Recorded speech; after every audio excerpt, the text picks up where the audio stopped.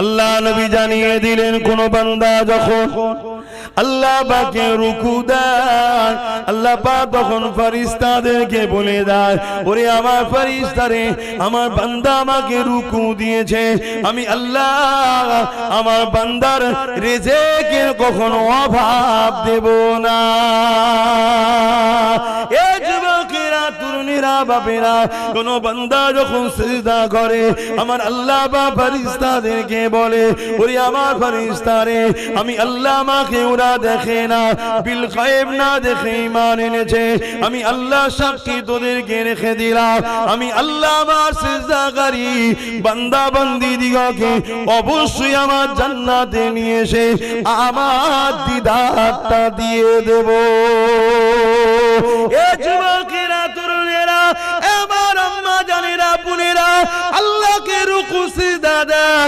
হযরত মুসা আলাইহিস সালাম আল্লাহ পাকের সঙ্গে তুর পাহাড়ে কথা বলতে গেলে, কথা বলার পর আল্লাহ পাককে বলতে লেগেছে, ও রব্বি আল্লাহ পাক, আপনি আমার সঙ্গে কথা বলছেন, এই জমিনের উপরে আর কি কারো সঙ্গে কথা বলবে?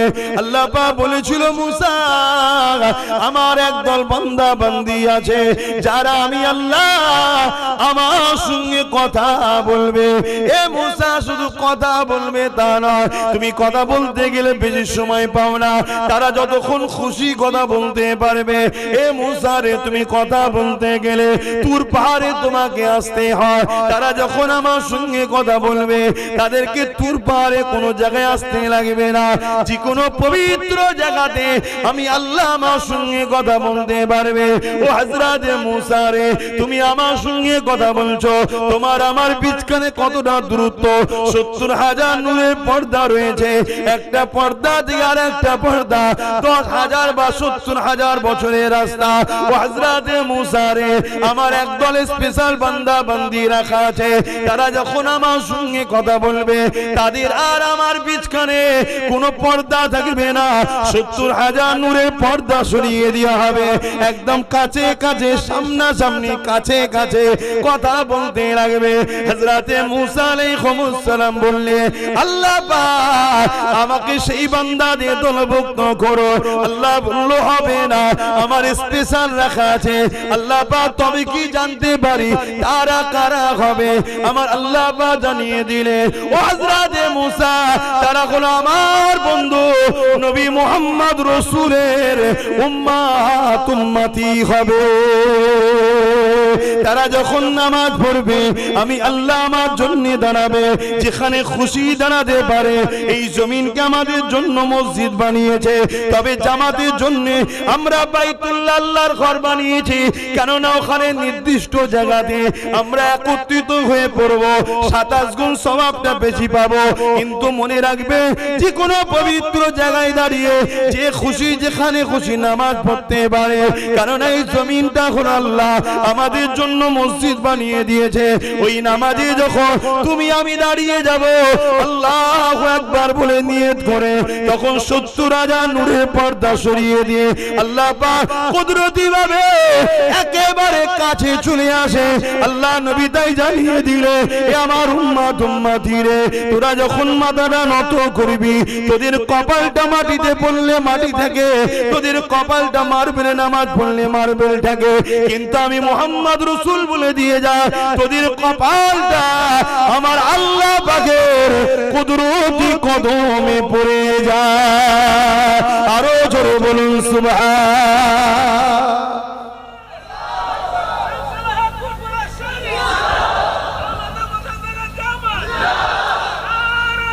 আল্লাহু আকবার। আমার আব্বাজান ভাইরা, আমার আম্মা জানেরা, আমার বোনেরা, সেই নামাজ ছেড়ে দাও ইচ্ছা করে করে। আবার হ্যাঁ, এর চেয়ে বড় দুঃখ লজ্জার কি হতে পারে? আরে মুসলমান ঘরে ছেলে মেয়েরা, তরুণেরা, আমার আম্মা জানেরা, দুনিয়া বড় দুদিনে, যিনি আখিরাতের কথা চিন্তা করে, আল্লাহ কোরআনে জানিয়ে দিল, ওয়াল তানজুরু নাফসুম মা কদ্দামাত লিগাদ, পরকালটার জন্য বেশি বেশি করে চিন্তা করো, কেননা পরকাল বড় কঠিন দিন হবে।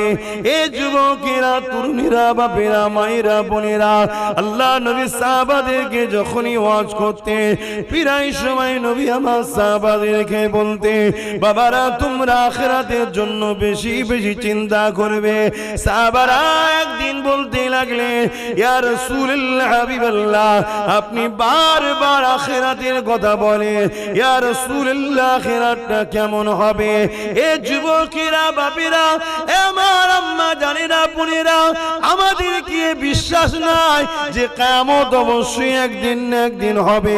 আমাদের কি বিশ্বাস নাই কবরের জমিনের মধ্যে যখন রাখা হবে, যদি দুনিয়ার জমিনে আল্লাহ রাসূলের হতে পারে, কবরটা বেহেশতের বাগান তৈরি হবে।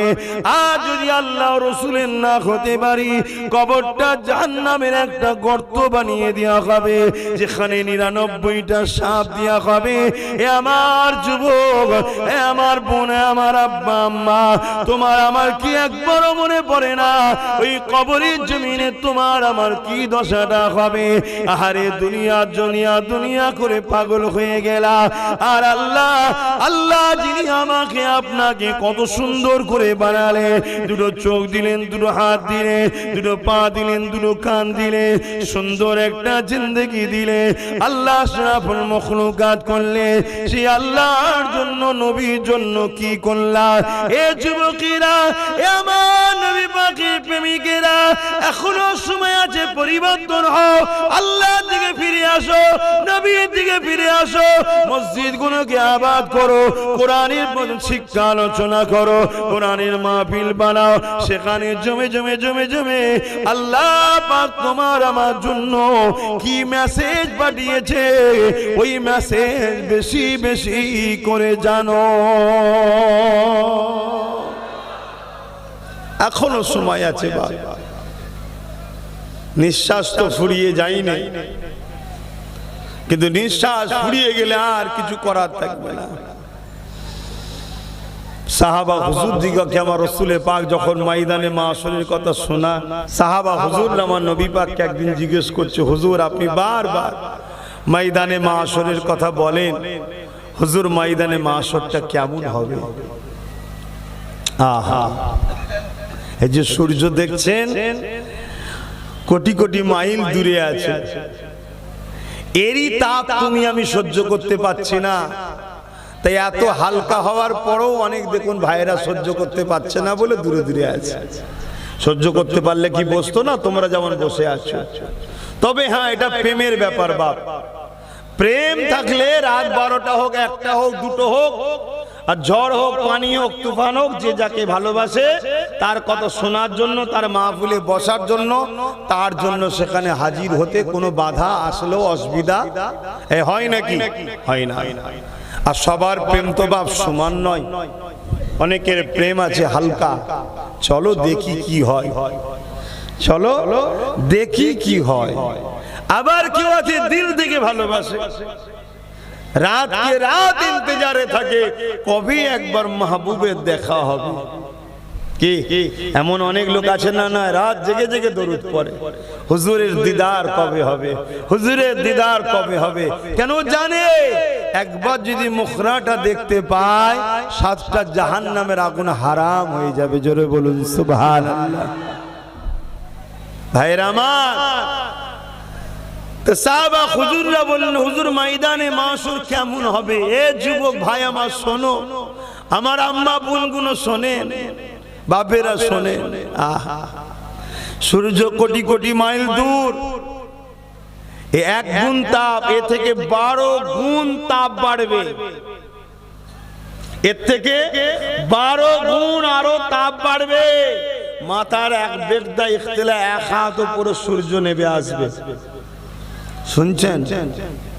এই মাথার ঘিনু ঘিনু গলে গলে নাক দিয়ে যেমন সর্দি বাইর হয়, গলে গলে পড়বে। বানানো কথা মলি সাহেবদের নয়, মানেন তো নাকি? এ মানছেন তো নাকি? মলি সাহেবদের বানানো নয়। মলি সাহেবরা তার বাপের কথা শোনাচ্ছেন আপনাকে যে আমার বাপ বলেছে, না, এটা কালামুল্লাহ এবং হাবিবুল্লাহর কথা। খুব সাবধান হন। আল্লাহ নবী সাহাবাদিওকে বলেন, ময়দানে মাশরে এমন বাপ পাওয়া যাবে নিজের ছেলেকে জমিনে শুইয়ে দিয়ে তার বুকের উপরে পা দিয়ে দাঁড়িয়ে যাবে। ময়দানে মাশরে এমনও ছেলে পাওয়া যাবে নিজের জন্মদাতা বাপের বুকের উপরে পা দিয়ে তার বুকের উপরে দাঁড়িয়ে যাবে। ময়দানে মাশরে এমনও মা পাওয়া যাবে নিজের মেয়েকে জমিনে শুইয়ে দিয়ে ওই মেয়ের বুকের উপরে পা দিয়ে দাঁড়িয়ে যাবে। ময়দানে মাশরে এমনও মা পাওয়া যাবে, এমনও মেয়ে পাওয়া যাবে নিজের মাকে জমিনে শুইয়ে তার বুকের উপরে পা দিয়ে দাঁড়িয়ে যাবে। এক কথা, যার উপরে যার জোর চলবে তার বুকের উপরে পা দিয়ে দাঁড়িয়ে যাবে। সাহাবারা কাঁদতে লাগলে, ইয়া রাসূলুল্লাহ হাবিবাল্লাহ এই রকমটা কেন হবে? আল্লাহ নবী বলেছিলেন, এ বাবা সাহাবারা যেমন লোহাকে আগুনে দিলে পুড়ে পুড়ে লাল হয়ে যায়, এই সূর্যের তাপেতে জমিন খানা পুড়ে লাল হয়ে যাবে, ওই জমিনে দাঁড়াতে পারবে না, সহ্য করতে পারবে না। তাই যে যাকে পারবে শুইয়ে দিয়ে তার বুকের উপরে পা দিয়ে দাঁড়িয়ে যাবে। এ যুবকেরা, আজ তোমাদেরকে মুয়াজ্জিন যখন ডাকে মসজিদের দিকে তোমার গুরুত্ব নাই। আজ যখন আমরা উলামারা কোরআনের মাহফিলে ডাকি গুরুত্ব নাই, কিন্তু দুনিয়ার জমিনে যারা তোমাদেরকে লোটে, তোমাদের সহযোগিতা নিয়ে ক্ষমতায় এসে তোমার দিনকেও লোটে, তোমার দিনের সমালোচনা করে, তোমার মসজিদকে মিটায়, তোমার মাদ্রাসাকে মিটায়, তোমার হিজাবকে মিটায়, তোমার দাড়িকে ক্রিটিসাইজ করে, তোমার বাচ্চাগুলোকে অশিক্ষিত বানায়। যারা ইসলামের দুশমন তারা যখন ডাকে সেখানে ভিড় করে যে বসো, কেননা আমার দাদা খুশি হবে, 100 টাকা দেবে, বিরিয়ানি দেবে, মনে রেখে দেবে দুনিয়ায় তুমি যাকে দিল দিয়েছো হাসরে তার সঙ্গে থাকবে। কিন্তু দুনিয়ার জমিনে আমরা আল্লাহর জন্য, নবীর জন্য, কোরআনের জন্য, দ্বীনের জন্য, সত্যের জন্য, ইনসাফের জন্য যারা এই কষ্ট করে করে মসজিদে যায়, ফজরের সময় 5 ওয়াক্ত যায়, মাদ্রাসা বানায়, ওখানে দ্বীনের তালিম শিক্ষা অর্জন করে। অনেকে বলে মোল্লা মৌলভী সাহেব হয়ে কি করবি তোরা, এরপরও তারা পিছিয়ে যায় না। অনেকে আবার দানও করে, অনেকে আবার বলে দান করে কি পাবি, এরপরও তারা দান করে যায়। মনে রাখবেন এক কথাই, যারা আল্লাহ ও রাসূলের পক্ষে থাকবে পরকালে তাদের জন্য আমার আল্লাহ বাকি যথেষ্ট। আরো জোরে বলুন সুবহান। আমার আব্বা জানেরা, বাপেরা, ভাইরা, মায়েরা, বোনেরা খুব ভালো তারে বোঝেন, আল্লাহ আমাদেরকে দুনিয়ায় পাঠিয়েছে তিনাকে রাজি করার জন্য, তিনার দাসত্ব করার জন্য, তিনার কথা মতো চলার জন্য। আর তিনার কথা, তিনার দাসত্ব কি আল্লাহ সেটা কোরআন পাঠিয়ে জানিয়েছেন, এবং কোরআনটা বুঝাবার জন্য, জানাবার জন্য দয়াল নবী, রহমতের নবীকে আল্লাহ পাঠিয়েছেন। জোরে বলুন সুবহানাল্লাহ। অতএব আমার আব্বা ভাইরা, কিয়ামত বড় কঠিন হবে, ময়দানে মাশর বড় কঠিন হবে। ওই মাহফিলে যখন আল্লাহ নবী আলোচনা করছিলেন, একটা খুব সুন্দর কথা, একটা হাদিস আপনাদের শোনাই। কমসে কম যাদের আশিক মানুষ, যারা ভালোবাসার মানুষ, আল্লাহ নবী ও আহলে রাসূলদের ঘরে এবং আহলে বায়াতদের ঘরে সাহাবা হুজুরদেরকে যারা ভালোবাসে তাদের জন্য এটা খুব ভালো মেসেজ। ওই মজলিসে হযরতে শেরে খোদা মাওলা আলী কারামাল্লাহু ওয়াজহু উনিও বসেছিলেন। বলুন সুবহানাল্লাহ। আল্লাহ নবী যখন এই কথা বলছেন যে ময়দানে মাশর এত কঠিন হবে, হযরতে মাওলা আলী শেরে খোদা রাদিয়াল্লাহু তাআলা আন হুজুর উঠে দাঁড়িয়ে বললেন, ইয়া রাসূলুল্লাহ, হুজুর আপনি যদি ইজাজত দেন আমি কিছু কথা বলবো। আল্লাহ নবী বললেন, বলো। হুজুর এই কঠিন দিনে আমাদের কি হবে, আমাদের কি হবে? আল্লাহ নবী বলেছিলেন, শোনো আলী, তুমি আমি, ভালো করে শুনবে, তুমি আমি হাসান হোসেন আর ফাতেমা আল্লাহর আরশের ওই উপরে ওই দিন জান্নাতি খানা খাবো। জোরে বলুন সুবহানাল্লাহ, আরো জোরে বলুন সুবহানাল্লাহ। নারী দিবে আহা, তুমি আমি হাসান হোসেন ফাতেমা জাহরা 5 পাঞ্জাতন, আমরা জান্নাতি খানা খাবো আল্লাহর আরশ আজিমের উপরে। আমাদের জন্য বিচারের দিন, আহলে বায়াতদের জন্য, রাসূলের জন্য, হাসান হোসেন খাতুনে জান্নাতের জন্য ওদিন মেহমানদারির দিন থাকবে। জোরে বলুন সুবহানাল্লাহ। আমরা তো সেসব মানুষ তিনাদেরকে আস্তে আস্তে ভালোবাসাটাও ছেড়ে দিয়েছি। আছে আপনাদের অন্তরে মহব্বত, হাসান হোসেন হুজুরের মহব্বত আছে? হাত তুলে সাক্ষী দেন মহব্বত আছে? জোরে লম্বা করে হাত তুলে মহব্বত আছে? আহলে বায়াতদের ভালোবাসেন, খাতুনে জান্নাতকে পিয়ার করেন? আলহামদুলিল্লাহ।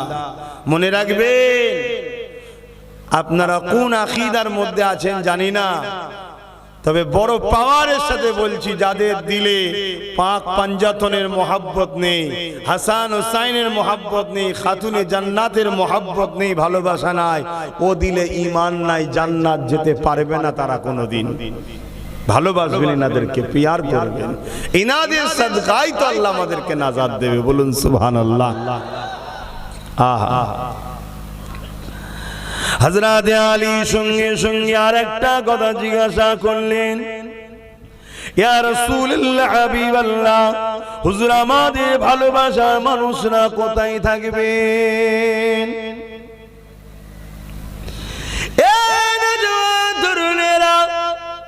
দুনিয়া জমিনে এমন অনেক মানুষ আছে, আজও কারবালার কথা শুনলে চোখের পানি ফেলে কাঁদে, আজও কারবালা আলোচনা করলে চোখের পানি ফেলে কাঁদে, আজও ইমাম পাকদের আলোচনা করলে কাঁদে, আহলে বায়াতদের দিকে সম্মান করে, পিয়ার করে, তাদের জন্য জান পর্যন্ত কোরবান করে দেয়।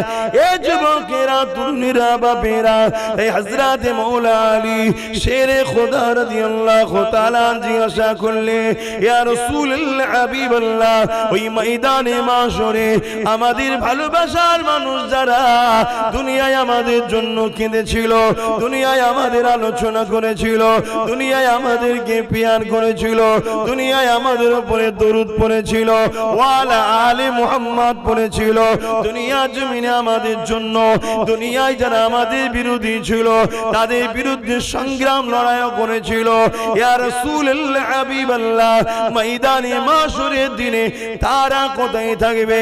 আল্লাহ নবী বলেছিলেন, আলী শোনে শোনে শোনে, আমরা যেখানে থাকব আমাদের গোলামগুলো আমাদের সাথেই থাকবে।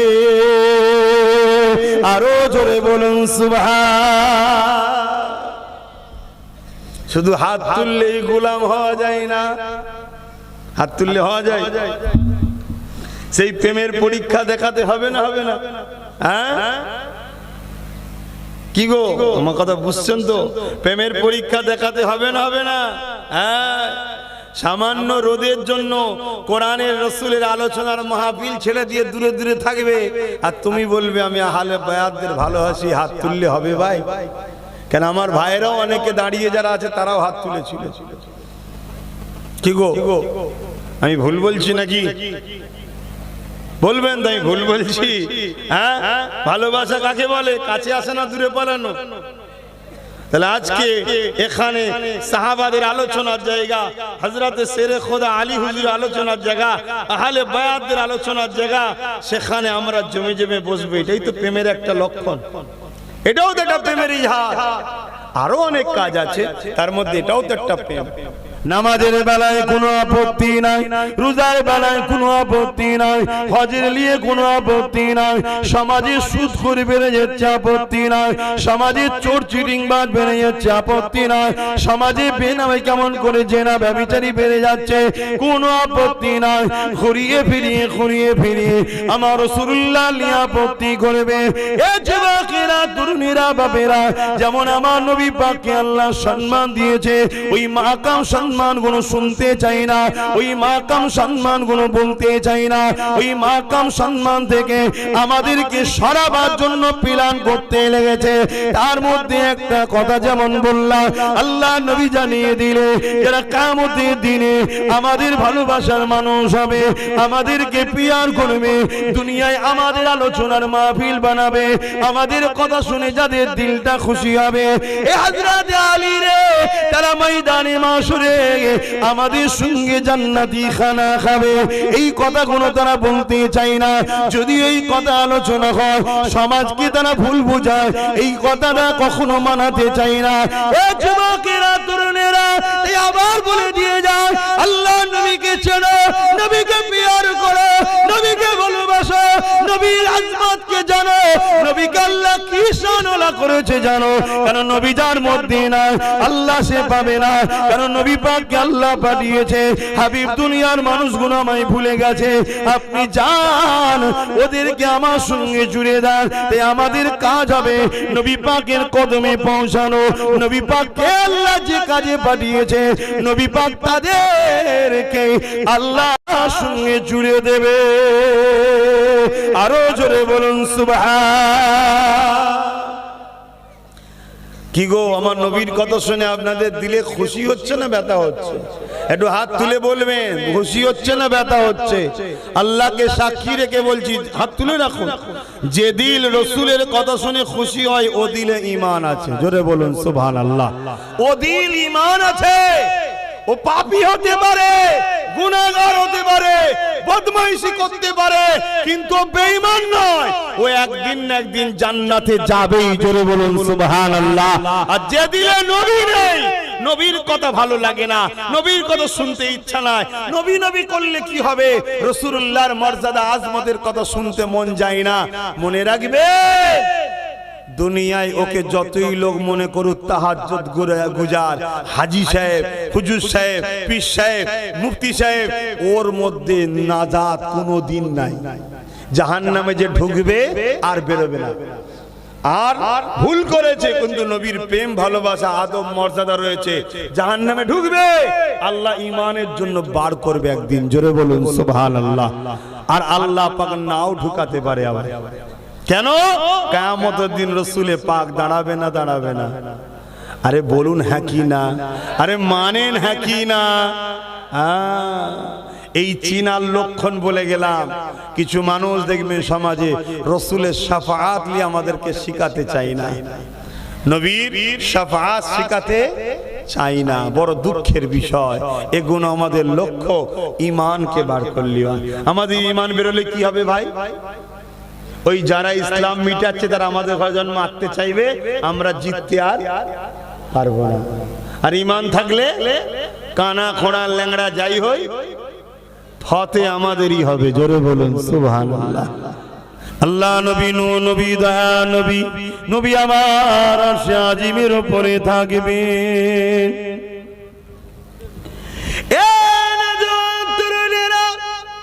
এই পৃথিবী থাকবে না, এই পৃথিবীকে আল্লাহ পাক চূর্ণ বিচূর্ণ করে দেবে।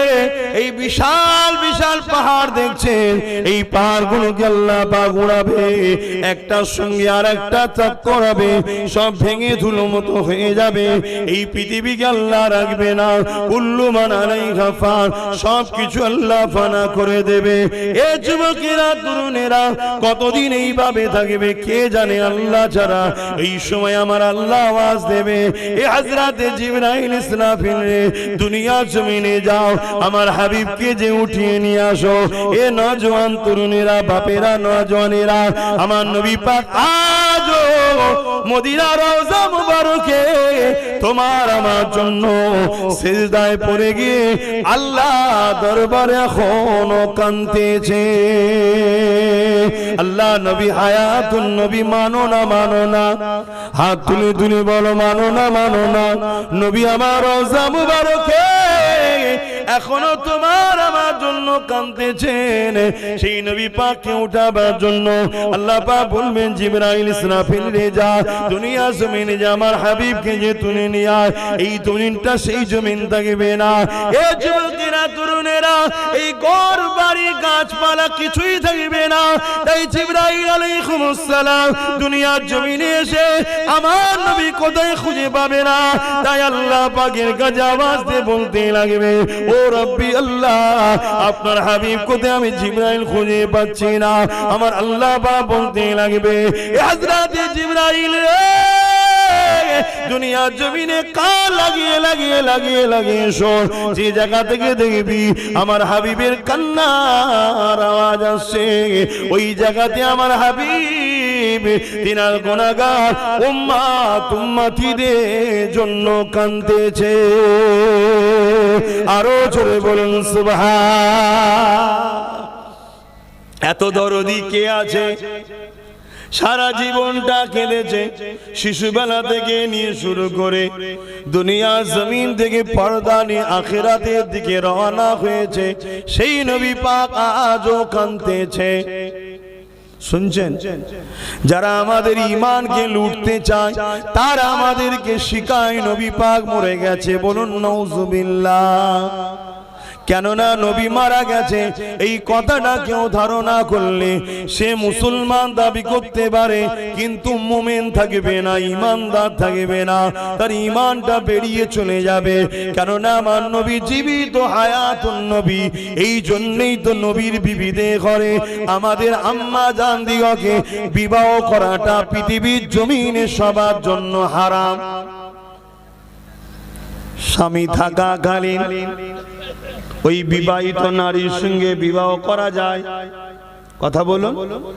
আমার নবী তো হায়াতুন নবী, তাই নবী পাকের স্ত্রীদের সঙ্গে বিবাহ করাটা হারাম। হ্যাঁ, আমি সম্মানের দিকে বলছি। আমার আছে আমার নিজের মায়ের থেকেও নবী পাকের স্ত্রী আমাদের আম্মা জান, ওই আম্মাদের সম্মান নিজের মায়ের থেকেও আমাদের কাছে অনেক বেশি হলো নবীর স্ত্রীদের সম্মান। বলুন সুবহানাল্লাহ। নিজের মালি যদি কেউ খারাপ ধারণা করে কবিরা গুনাহ হবে। নবীর স্ত্রীদের খারাপ ধারণা করলে বেঈমান কাফের হবে। কথা কিছু মাথায় ঢুকছে? নবীকে ভালোবাসেন। বারবার বলছি যুবকরা, এই যে মুসিবত চারিদিকে মেঘলার মতো ঘিরছে, এ থেকে বাঁচার একটাই রাস্তা আছে বাপ। কেন আমরা সব হাতছাড়া করে ফেলেছি? একটাই রাস্তা আছে, আমেনার লালকে ধরুন, নবী পাককে পিয়ার করুন, রসুলের মোহাব্বত করুন, নবীর উপরে দরুদ বেশি বেশি করে পড়ুন। নবী পাক যে নামাজের জন্য কেঁদেছে, আল্লাহ নবী যখন সেজদায় পড়ে যেত মক্কার জালিমরা নবী পাকের পিঠে পচা দুম্বার ভুঁড়ি পর্যন্ত চাপিয়ে দিত, আমার নবী সেজদায় পড়ে পড়ে কাঁদতো। নবী পাক সাল্লাল্লাহু আলাইহি ওয়াসাল্লাম বলেছেন, নামাজ হলো আমার চোখের ঠান্ডা, সেই নামাজটাকে ছেড়ে দিও না। যুবক, আল্লাহ তো 24 ঘন্টায় ডেইলি একটাই তো কাজ দিয়েছে, 5 ওয়াক্ত নামাজ। আর কি কাজ দিয়েছে বলুন? একটাই তো কাজ, 5 ওয়াক্ত নামাজ। হজ তো জীবনে একবার, রোজা তো বছরে একবার, আর হজ শুধু ধনী লোকদের জন্য, গরিবদের তো নিমাপ। কথা মাথায় ঢুকছে? তো যে আল্লাহ আমাদেরকে এত সুন্দর করে বানালো সেই আল্লাহকে সেজদা করুন, রুকু দেন। আহা, আল্লাহ নবী জানিয়ে দিলেন কোন বান্দা যখন আল্লাহ পাকে রুকু দেয়, আল্লাহ পাক তখন ফেরেশতাদেরকে বলে দেয়, ওরে আমার ফেরেশতারে, আমার বান্দা আমাকে রুকু দিয়েছে, আমি আল্লাহ আমার বান্দার রিজিকের কখনো অভাব দেব না। এ যুবকেরা, তরুণীরা, বাপেরা, কোন বান্দা যখন সিজদা করে আমার আল্লাহ পাক ফেরেশতাদেরকে বলে, ওরে আমার ফেরেশতারে, আমি আল্লাহ আমাকে ওরা দেখে না, বিল গায়েব না দেখে ঈমান এনেছে, আমি আল্লাহ সাক্ষী তোদেরকে রেখে দিলাম, আমি আল্লাহ আমার সিজদাকারী বান্দা বান্দি দিগকে অবশ্যই আমার জান্নাতে নিয়ে এসে আমার দিদারটা দিয়ে দেব।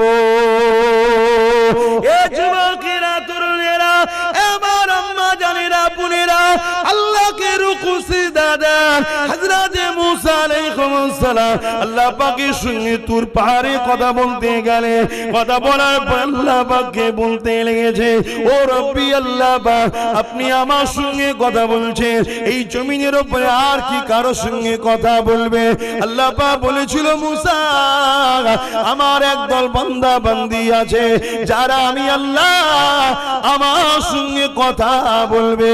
এ মুসা শুধু কথা বলবে তা নয়, তুমি কথা বলতে গেলে বেশি সময় পাও না, তারা যতক্ষণ খুশি কথা বলতে পারবে। এ মুসা রে, তুমি কথা বলতে গেলে তুর পাহাড়ে তোমাকে আসতে হয়, তারা যখন আমার সঙ্গে কথা বলবে তাদেরকে তুর পাহাড়ে কোনো জায়গায় আসতে লাগবে না, যে কোনো পবিত্র জায়গাতে আমি আল্লাহ আমার সঙ্গে কথা বলতে পারবে। ও হযরত মুসা রে, তুমি আমার সঙ্গে কথা বলছো, তোমার আমার বিচখানে কতটা দূরত্ব? 70,000 নূরের পর্দা রয়েছে, একটা পর্দা থেকে আর একটা পর্দা 10,000 বা 70,000 বছরের রাস্তা। ও হযরত মুসা রে, আমার একদল স্পেশাল বান্দা বান্দি রাখা আছে, তারা যখন আমার সঙ্গে কথা বলবে তাদের আর আমার বিচখানে কোনো পর্দা থাকবে না, 70,000 নূরের পর্দা সরিয়ে দেওয়া হবে, একদম কাছে কাছে সামনাসামনি কাছে কাছে কথা বলতে লাগবে। হযরত মুসা আলাইহিস সালাম বললে, আল্লাহ পাক আমাকে সেই বান্দা দিয়ে দলভুক্ত করো। আল্লাহ বলল, হবে না, আমার স্পেশাল রাখা আছে। আল্লাহ পাক তবে কি জানতে পারি তারা কারা হবে? আমার আল্লাহ পাক জানিয়ে দিলে, ও হযরত মুসা, তারা হলো আমার বন্ধু নবী মুহাম্মদ রাসূলের উম্মত উম্মতি হবে। তারা যখন নামাজ পড়বে আমি আল্লাহ আমার জন্য দাঁড়াবে, যেখানে খুশি দাঁড়াতে পারে। এই জমিনকে আমাদের জন্য মসজিদ বানিয়েছে, তবে জামাতের জন্য আমরা বাইতুল্লাহ আল্লাহর ঘর বানিয়েছি, কেননা ওখানে নির্দিষ্ট জায়গাতে আমরা একত্রিত হয়ে পড়ব, 27 গুণ সওয়াবটা বেশি পাবো। কিন্তু মনে রাখবে, যে কোনো পবিত্র জায়গায় দাঁড়িয়ে যে খুশি যেখানে খুশি নামাজ পড়তে পারে, কারণ এই জমিনটা হলো আল্লাহ আমাদের জন্য মসজিদ বানিয়ে দিয়েছে।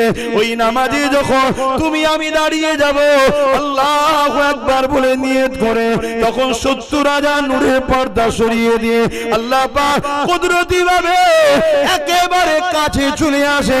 আল্লাহ নবী তাই জানিয়ে দিলে, এ আমার উম্মত উম্মতি রে, তোরা যখন মাথাটা নত করবি, তোদের কপালটা মাটিতে পড়লে মাটি থাকে, তোদের কপালটা মার্বেলে নামাজ পড়লে মার্বেল থাকে, কিন্তু আমি মুহাম্মদ রাসূল বলে দিয়ে যা, তোদের কপালটা আমার আল্লাহ পাকের কুদরতি কদমে পড়ে যায়। আরো জোরে বলুন সুবহান।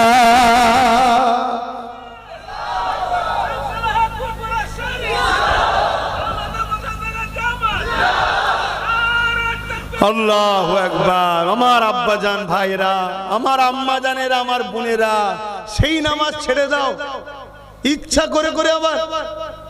হ্যাঁ, এর চেয়ে বড় দুঃখ লজ্জার কি হতে পারে? যে আল্লাহ দুটো হাত দিল, দুটো পা দিল, দুটো চোখ দিল, দুটো কান দিল, কিডনি দুটো দিল, কোটি কোটি টাকার সম্পদ দিয়েছে ফ্রিতে। তুমি নিজেকে হিসাব করো, তোমার দুটো চোখের দাম কত, দুটো কিডনির দাম কত, তোমার হার্টের দাম কত, তোমার পায়ের দাম কত, তোমার হাতের দাম কত, তোমার চোখ দুটোর দাম কত, তোমার কান দুটোর দাম কত, সবচেয়ে বড় কথা তোমার দিমাগ, যে দিমাগ তো কখনো লাগাচ্ছ না, ওই দিমাগের দাম কত? যদি আল্লাহ মেন্টাল সমস্যা করত, ঘরের বাপ বা শিকল দিয়ে বেঁধে রাখতো, কেন? তুমি পাগল, মেন্টাল তোমার খারাপ আছে। আল্লাহ তা করেনি, সুস্থ করেছে। একটু ভাবো, যদি না ভাবো তো পরিবর্তন হবে কি করে? আগামী দিন বড় কঠিন দিন আসছে বাপ। সুখের হাওয়া আল্লাহ লাগাচ্ছে, আল্লাহ ভুলে গেলে? হ্যাঁ, আমি জানি না আমার কথায় আপনারা যুবকরা বেজার হচ্ছেন কিনা, কষ্ট পেচ্ছেন আমার ভাইগুলো। ভালোবাসি বলে বোঝাচ্ছি, এখনো সময় আছে। তওবা করো, ফিরে আসো, আল্লাহর ঘরগুলোকে আবাদ করো, আল্লাহকে সিজদা দাও। তবে মনে রাখবে, আসসালাতু মিরাজুল মুসলিমিন নয়, আসসালাতু মিরাজুল মুমিনিন। মুসলমান আলাদা জিনিস, মুমিন আলাদা জিনিস। প্রত্যেকটা মানুষ জন্ম হয় মুসলমান হয়ে। প্রত্যেকটা মানুষ জন্ম হয় কি হে? বলুন বলুন, মুসলমান। ওই মুসলমান ধরুন হচ্ছে পাসপোর্ট, মুসলমানটা কি পাসপোর্ট, ওতে ভিসা মাত্রই মুমিনের, অর্থাৎ মুহাম্মদ রাসূলের প্রেম ও আদবের। জোরে বলুন সুবহানাল্লাহ। মুসলমান তো সবাই, কিন্তু নামাজ মেরাজ স্বরূপ মুসলমানদের জন্য নয়। মুমিন মুমিনা যখন নামাজ পড়ে তখন তারা আল্লাহর দিদার স্বরূপ হয়। জোরে বলুন সুবহানাল্লাহ। ঈমান ঠিক করে নামাজ পড়ো, ঈমান ঠিক করে রোজা রাখো, ঈমান ঠিক করে হজ করো, আল্লাহ তোমাকে এক সেজদাতেই তার করে নেবে। দুনিয়া তোমাকে টানতে চাইলো, তোমার এই মাথাকে আর আল্লাহ থেকে সরাতে কেউ পারবে না। তোমার দিল মনে হবে দৌড় আমার লক্ষ টাকা লস হয় হোক গে যাক, আমি এখন নামাজটা পড়ে এসেছি। জোরে বলুন সুবহানাল্লাহ। ঈমান ঠিক করে পড়ো। আহা, আল্লাহ কত ভালোবাসে, কত পিয়ার করে, কত মহব্বত করে আল্লাহ। আজকে দুপুর বেলা খাওয়া হয়েছে না হয়নি বলুন? বলুন। আল্লাহ খাইয়েছে। কে খাইয়েছে? আল্লাহ। আপনারা অনেকে মনে করতে পারে আরে আমি মেহনত করেছি তাই তোমার শরীরটাকে সুস্থ কে রেখেছে। মেহনত করার ক্ষমতা কে দিয়েছে? অনেক লোক মেহনত করার পরেও ঘরে ফিরতে পারে না, রাস্তায় অ্যাক্সিডেন্ট করে মরেও যায়। তোমাকে সুস্থ নিয়ে এসছে কে?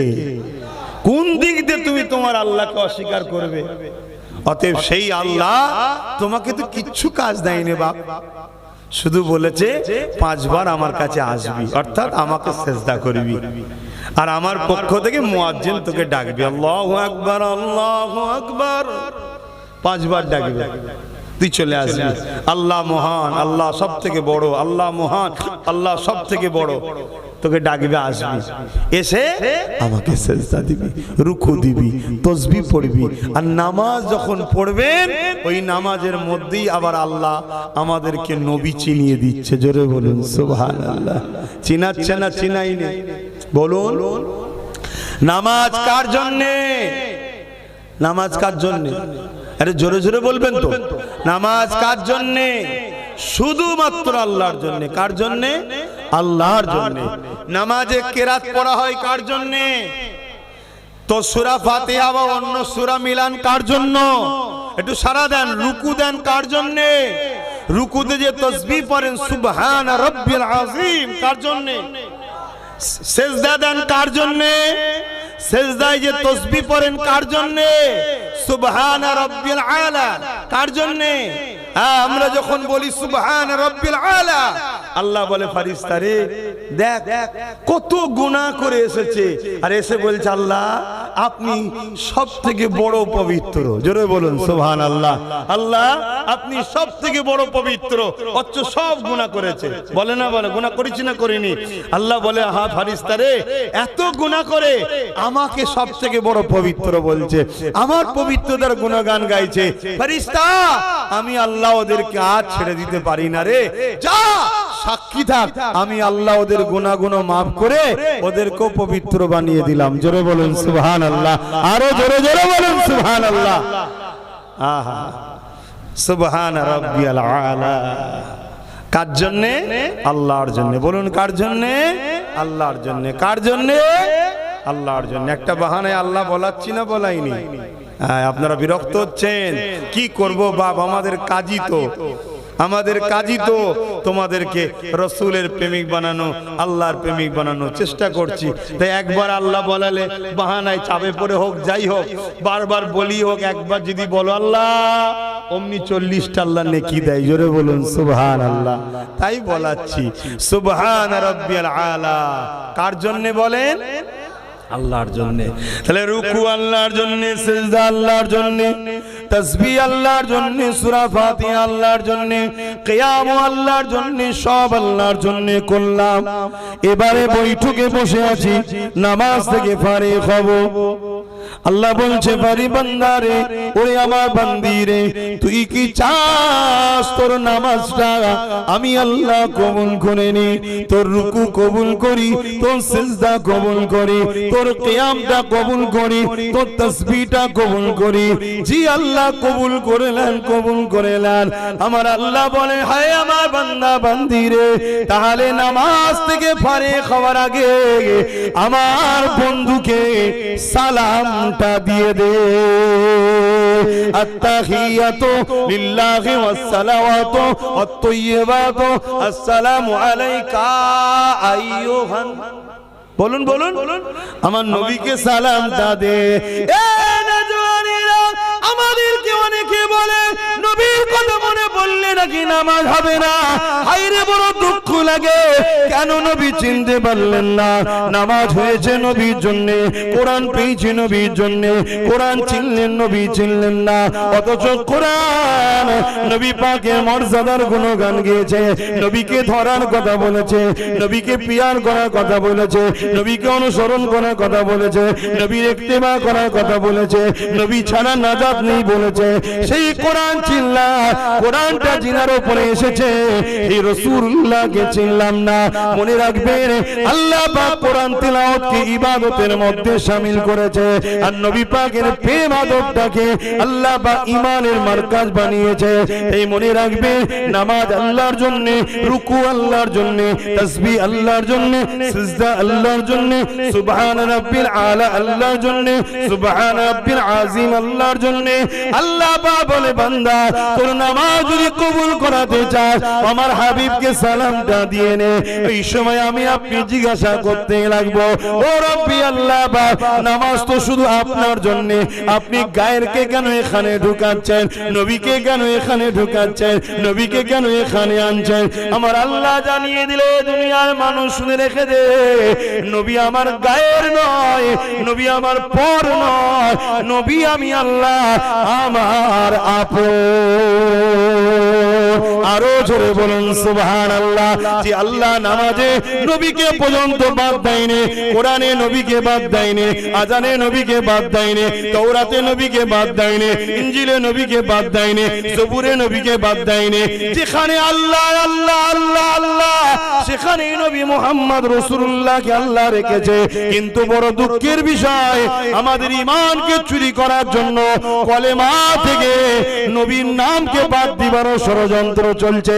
লা ইলাহা ইল্লাল্লাহ শুধু বলো, মুহাম্মদ রাসূলুল্লাহ বলা যাবে না।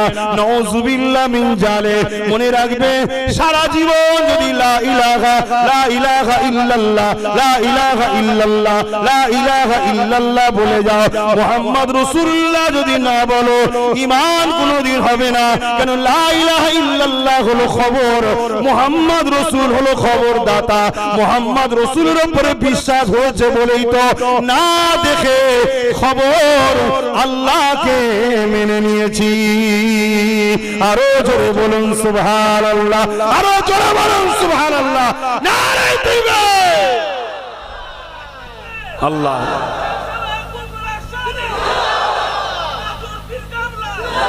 শুনছেন, শুনছেন? একটা মানুষ পাহাড় পরিমাণ, পৃথিবী পরিমাণও যদি গুনাহ করে, যদি ঈমান নিয়ে সে কবরে যায়, ওর নাজাত আছে না নাই? আছে। গুনাহ করেছে, গুনার শাস্তি মিয়াদ আছে, আল্লাহ সে শাস্তি দেবে, জেল দেবে, খাটাবে, শাস্তি দেবে। কিন্তু ও নাগরিক হওয়ার জন্য ওকে আবার দেশ ছেড়ে দেবে। কি আমার দেশেও শাস্তি আছে না নাই? কিন্তু নাগরিক যদি না হয়, তাকে ছাড়বে নাকি দেশ? তাড়িয়ে দেবে। তা আমরা যদি আল্লাহ রাসূলের মহব্বত, ভালোবাসা, আদব যেটা আল্লাহ করতে বলেছে আমার নবীকে, সে জায়গায় যদি আমাদের ঘাটতি হয়ে যায়, তাহলে নাজাত নাই। মনে রাখবেন, তার নমুনা প্রেম আমাদেরকে দিতে হবে। রোদ হোক, পানি হোক, ঝড় হোক, তুফান হোক, যেখানে নবীর কথা হবে ওই জায়গায় বসা অভ্যাস করুন।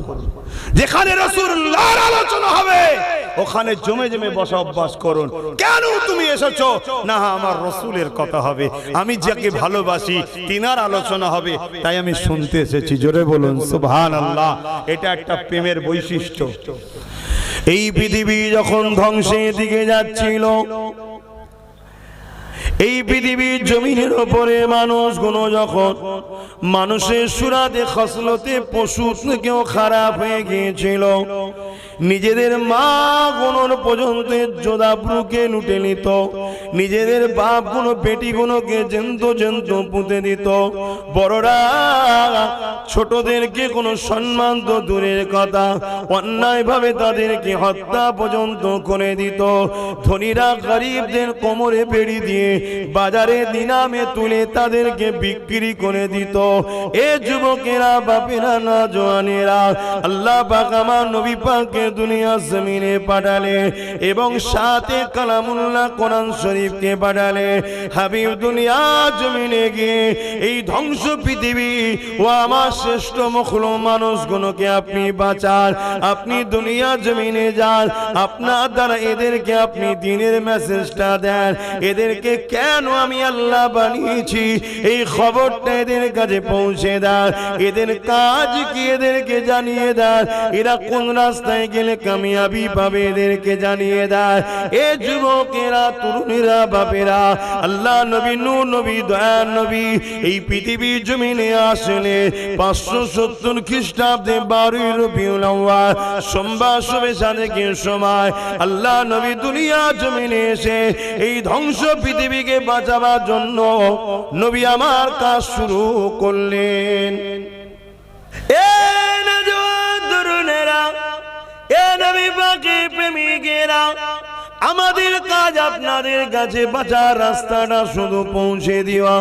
অর্থাৎ রাসূলের পাক যে সময় এসেছিলেন পৃথিবী অন্ধকারে আচ্ছন্ন হয়ে গিয়েছিল, পৃথিবী সন্ত্রাসদের কবলে চলে গিয়েছিল, পৃথিবীতে মানবরূপী পশুগুলো গরিবদের কোমরে বেড়ি পরিয়ে বাজারে নিলামে তুলে বিক্রি করত, পৃথিবীর নারীগুলোকে জেন্ত জেন্ত পুঁতে দিত, পৃথিবীতে খুন খারাপি ধর্ষণ ব্যভিচারী অশান্তি ভরে গিয়েছিল। ইনসাফ বলে কিছুই ছিল না, ইনসানিয়াত বলে কিছু ছিল না, মানবতা বলে কিছু ছিল না। এক আল্লাহকে ভুলে গিয়ে 360টার অধিক নকল খোদার উপাসনা শুরু করে দিয়েছিল। এই পৃথিবী যখন অশান্তি দাবানলে চলছে, এই পৃথিবী যখন ধ্বংসের দিকে গেছে, আল্লাহ রহমতের নবীকে পাঠিয়ে দিলে নবী আমার এই ধ্বংস পৃথিবীকে এবং দুনিয়া জমিনকে শান্তি, সভ্যতা, ইনসাফের শিক্ষা দিয়ে আল্লাহ নবী দুনিয়া জমিন থেকে বিদায় নিবার আগে মাত্র 23 বছরের মধ্যে তামাম পৃথিবী জমিনে শান্তি সাম্য প্রতিষ্ঠিত করেছিলেন। আরো জোরে বলুন সুবহান।